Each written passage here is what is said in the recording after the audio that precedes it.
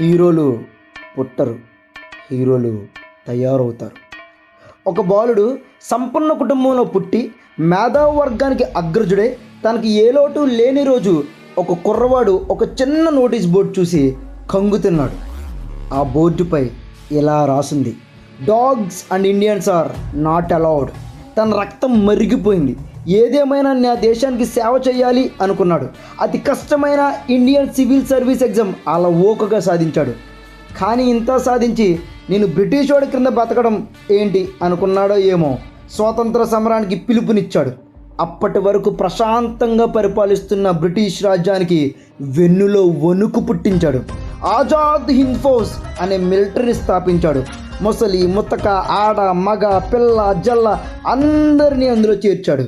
Give me your blood, I am giving to you అనే నినాదాన్ని తీసుకొచ్చాడు. అందరిలో ఉత్తేజాన్ని పెంచాడు. బ్రిటిష్ వాళ్ళు ఆయన ఆచూకీ చెప్తే చాలు లైఫ్ టైం సెటిల్మెంట్ అని గిఫ్ట్ని ఆఫర్ చేశారంటే ఆయన ఎంతలా బ్రిటిష్ సామ్రాజ్యానికి సింహ స్వప్నంలో మారిపోయాడో అర్థం చేసుకోవచ్చు. ఈ దేశం నాది, ఈ దేశం మనందరిది. ఎవడో మనకు ఫ్రీడమ్ ఇచ్చేదేంటి?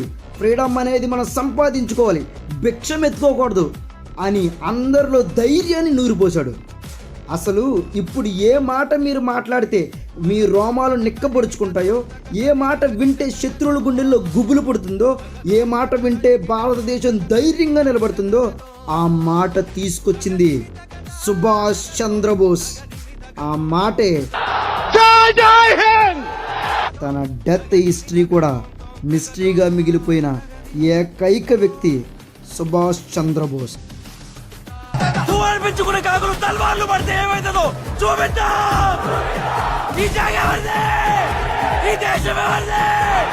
ఈ జాగ ఎవరిదే? ఈ దేశం ఎవరిదే?